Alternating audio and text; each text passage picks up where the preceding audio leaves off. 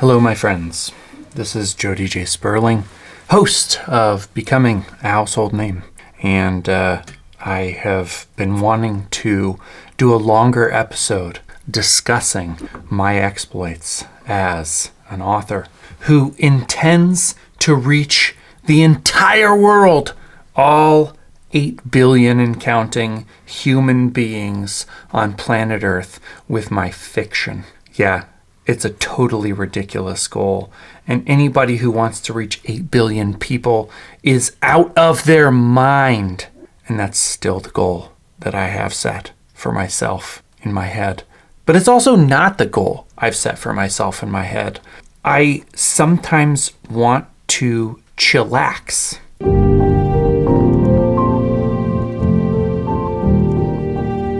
At the beach of the local lake that belongs to my in-laws and hang out.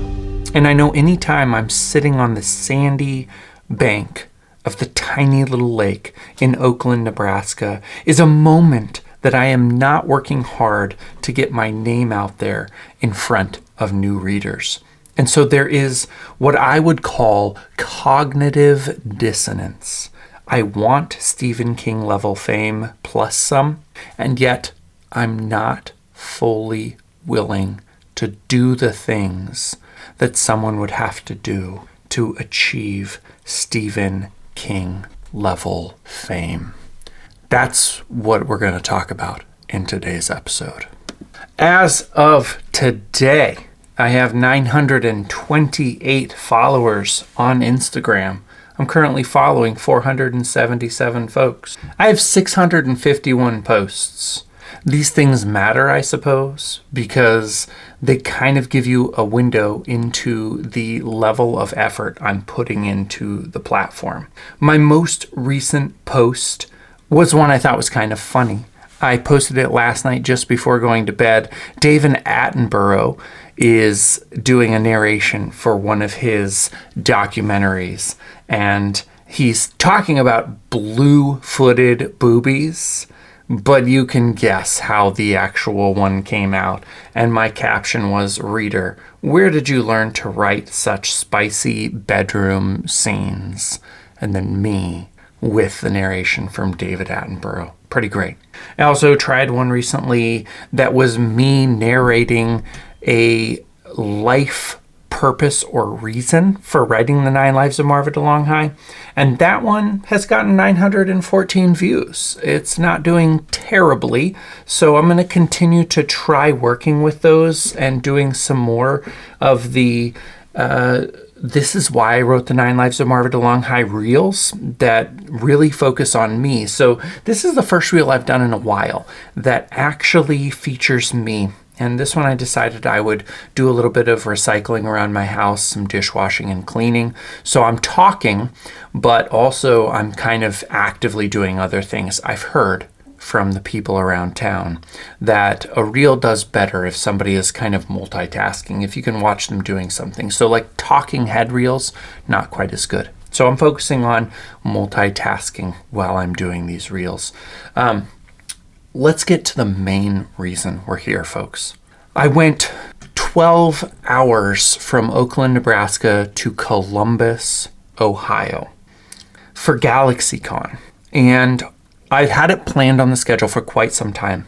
I'm with my friend Christopher Talon, the sometimes roving co-host of this podcast, and perhaps a future host of this podcast as we move forward. He and I have been in talks about adapting this podcast so that we are permanent co-hosts. I'm excited to see where that goes. We're going to kind of explore what it looks like to be co-hosts. And so I don't have any more information than that, but I do think it'll give us an opportunity to up the audio quality. One area where Christopher is super talented is in the editing of audio quality. He's a musician. He's a guy who has a real strength around the sound of a podcast, and that's something I've been wanting to work on. So I think that there's a good chance that he and I can work together to create something that's super compelling and much more listenable than what I have given you for the past 3 years. We'll see how it goes. in Columbus. It is the first show where I can officially say I lost money. GalaxyCon in Oklahoma City was really great. It's the first GalaxyCon that I'd ever done.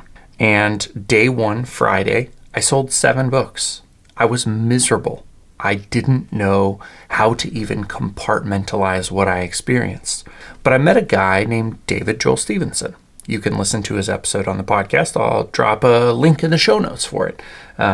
He writes two-book series. One of them is about a superhero. The other is about a kind of post-apocalyptic world. And he has really tight, exceptional pitches. He's the kind of guy who at a convention sells all his books for $20 and he doesn't have any discounts. You want to buy 4 books, you're going to pay $40. You want to buy 1 book, you're going to pay, you want to buy 4 books, you're going to pay $80. You want to buy 1 book, you're going to pay $20. No discounts. My math sucks. Apology. And he does exceptionally well. He outsells a lot of people at conventions, and it's because his pitch is so good. That is super cool. But did you know that the Luke in Time Mysteries now comes in a 4 audiobook omnibus? If you love gritty mysteries with a splash of dark humor and a twist of magical mayhem, you can dive into the Luke in Time Mysteries right now with all 4 audiobooks at a pay-what-you-want price. That's right, I'm offering the omnibus, and you get to pay whatever you want, whatever you think it's worth. An Audible credit is $14.95 a month. You can get 4 books and pay as little as $1 or as much as $5 million. Whatever you want, whatever you deem worth it. The cool thing is you get the 9 Lives of Marva DeLonghi, the 8-Ball Magic of Susie Q, and the 24/7 of a Russian named Roskov immediately, as soon as you contribute to this. And why am I doing it this way? Because I need to fund the 6 Sorrows of Shohei Matsui through this omnibus campaign. When you contribute, you're helping to fund the 4th audiobook production, and you'll get all 3 audiobooks in the series right away. The 4th one will come just as soon as this campaign is funded. I'm not doing it on Kickstarter. We're doing it a little bit different, but you get 32 hours of incredible narration by X.E. Sands, and if you contribute $100 or more, she will read your name in the acknowledgments for the 6 Sorrows of Shohei Matsui.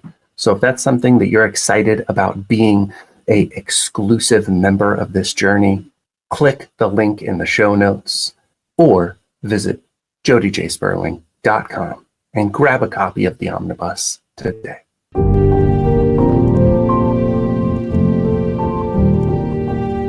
I will highlight that by saying that on the 3rd day, when I was pitching my book, somebody was walking by with David's book. I noticed it. He was there in Columbus.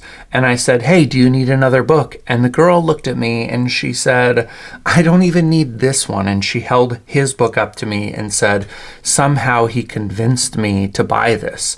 And I thought, that is the kind of sales that I want to be doing. He's so compelling and so interesting that he can convince people who don't want to read his books. Meanwhile, Chris and I are sharing a table there. He comes from Michigan, so it's about a 6-hour drive for him, and it was 12 hours for me.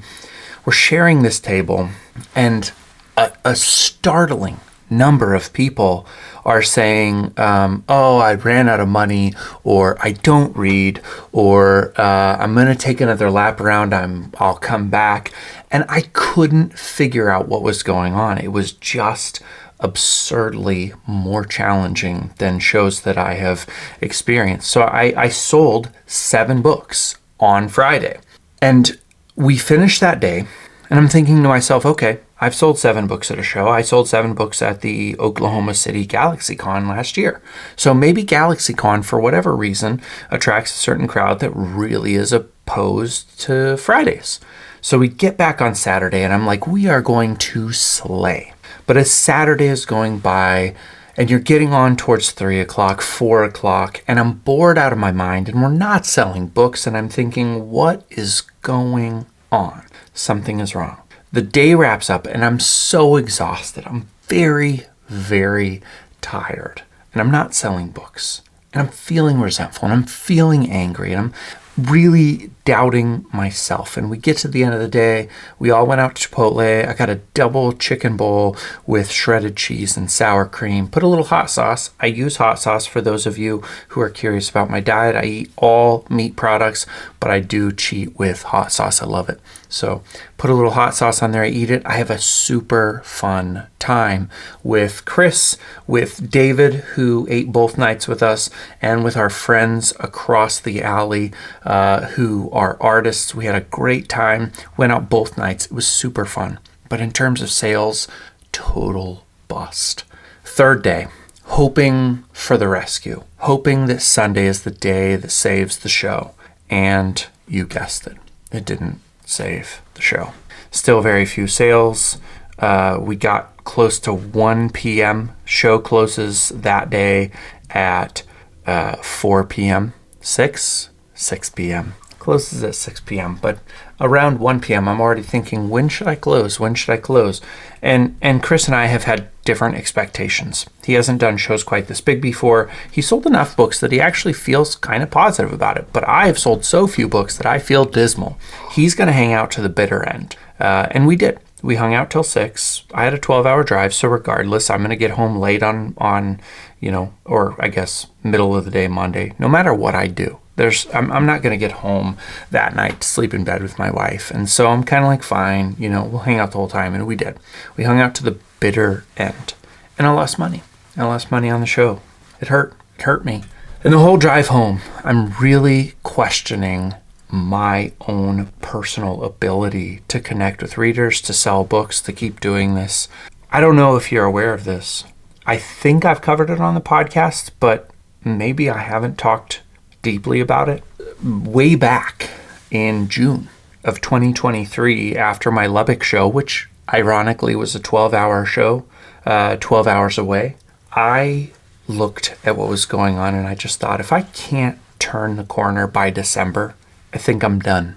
And that was in June of 2024. Sorry, I think I said 3 earlier. Well, you'll probably catch up with me. So in June of 2024, I did a Texas show in Lubbock, and it wasn't great. And I had issues on the way back, and it was just super duper challenging.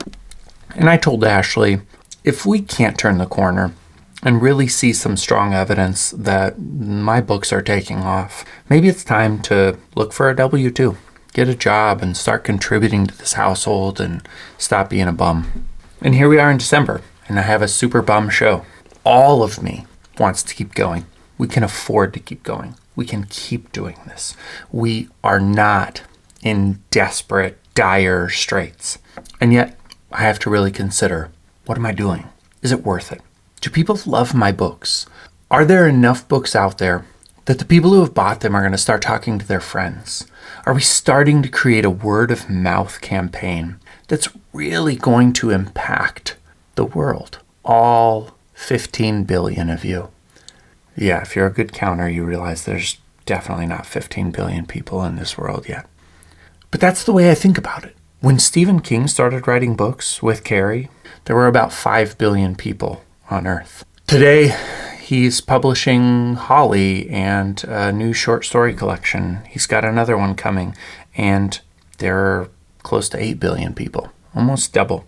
We're getting close to doubling the world population when he started. And a startling number of those people know his name.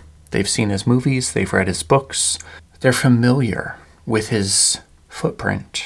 That is a huge impact to have on this world. And I don't take that lightly. I'm out to reach a massive audience. And yet I'm recording in a town of 900, looking at the same microphone I bought 4 years ago to do this podcast. And I'm wondering if I'm delusional. I can't tell you whether I am or not. But if you listen to the show regularly, I hope that you take a moment to think about your efforts, your work, what you're doing. Is right now the moment that you need to be honest with yourself and say, I'm not willing to work harder than I am right now, and so I need to change my goals? Or is right now the moment where you're willing to work harder to get where you're going? How do you need to assess what you're doing at this moment? Because I need to assess what I'm doing and say, like, do I really want to reach all 74 billion people on this planet? As an aside, if there were 74 billion people, I don't believe that there would be enough room to farm. So we're going to have to be interplanetary. Elon Musk, take note. We need you for our 74 billion person humanity. We got to colonize Mars. Let's do it. I'm just kidding. LOL. Ha, ha, ha. The train that's going through town right now reminds me that there's no turning back. There's only dropping port and unloading your goods. One thing that I want to change, and this is why I wanted to make a separate episode for Columbus GalaxyCon, is that there's some changes I want to make. Talk to my good friend Rich Hosek, who's also a roving co-host for this podcast. He has his own podcast. It is Bedtime Stories for Insomniacs. I called him to just kind of like bounce some ideas off him and get myself balanced. Good friend that way. Helps me to think through things. One of my concerns is that I feel like I changed my sales strategy with Chris to be more considerate of him. And I think I passed off a lot of sales. So my normal flow, and you can borrow this if you want because it tends to be very successful, and I didn't do it at Columbus, is do you like to read? So people are walking past. If they look generally in my direction, do you like to read? And if they answer at all amenably, can I tell you about a book? And then I tell them about the 9 Lives of Marv DeLonghi. I don't pre-select for them. Do you like to read? Can I tell you about a book? And I tell them. Sometimes they don't like my pitch, and I'm like, okay, if that's not for you, I've got a horror over here, whatever. Well, with Chris, I wanted to be ultra considerate. And so I would say, do you like to read? Would you choose a mystery, a horror, or a time travel novel? And a certain amount of them would choose time travel, or even horror, and I would pass them off to Chris and let him do his pitch first. So I was doing a lot of the heavy lifting in terms of bringing people to the table, but then not pitching my books. If I had it to do over again, I would go ahead and keep doing what I'm doing. And if they didn't like my pitch, then I would hand them off and be like, oh, doesn't feel like you? We've got time travel and horror. Is that more like you? I think I would have sold a lot better had I done that. And so that was a big realization for me. We don't need to compete with each other when we go to sales. Let's share a table. Let's work together. Let's understand that there are more than enough readers for all of us. And let's also know that if we have a particular skill set, if we have a particular strength, let's never bow out to try to even the playing field. I am 100% to blame for how things went during the show because I wanted to model and I wanted to represent fairness. And I won't do that again. Any show I go to, no matter who it is, whether it's my good friend and occasional co-host Rich Hosek or my good friend and occasional co-host Christopher Talon, I'm not going to be considerate. Weird word. What I'm going to do is if I have the skill set of bringing the person to the table, then I'm going to take first hack. And if I can get that sale, I'm going to get that sale. Once I have the agreement, yes, sold. Hey, by the way, $5 off any other book at this table. My friend Chris has written some brilliant books. But if we're not pulling the freight together, then we're not sharing the number of sales. And I want to say from the bottom of my heart, if you listen to this podcast regularly and you're looking to start doing some of the things that I'm doing, please understand. The most important thing is I'm going to give you exactly where I'm at right now. The people you work with, they all mean well. The people you work with, they all have the best of intentions. They want to do what is right by you, and you want to do what's right by them. And with that in mind, if you have a skill set, leverage it to the deepest, fullest ability you can. And if they have a skill set, let them leverage it to the deepest, fullest extent they can, and let the chips fall where they may. Take into account your sharing space, and then do your thing and generously pass it off to them to do their thing. There's no other way to do it. There's no other way to do it.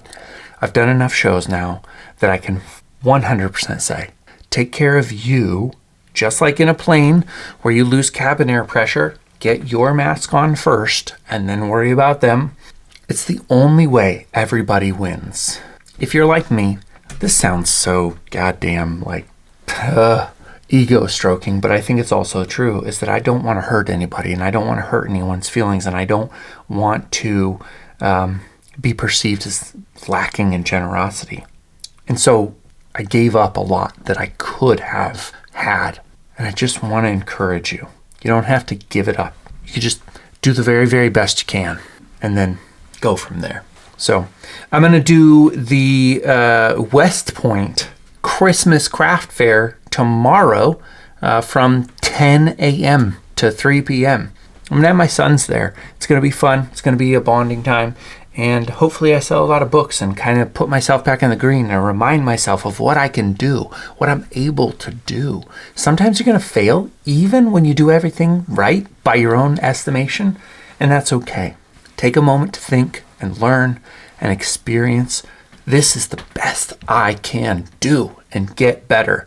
I'm so excited to share this with you because I think a lot of you are going to notice I'm flawed, even in my estimation, even in my analysis of how everything went. I bet you if there's enough listeners, people are going to be like, what a D-bag. That guy is so self-important. And that's okay, because I'm doing my best to try to figure it out. We'll talk to you again next week, and enjoy your holiday season. Becoming a household name won't happen overnight, but with your help, it can happen for me or for anyone you know who's on this journey. If you liked what you heard today, would you consider sharing this podcast with someone you know would love it too? Word of mouth is the single biggest difference maker for a dreamer's outcome. Thanks again for listening, and we'll talk to you next time.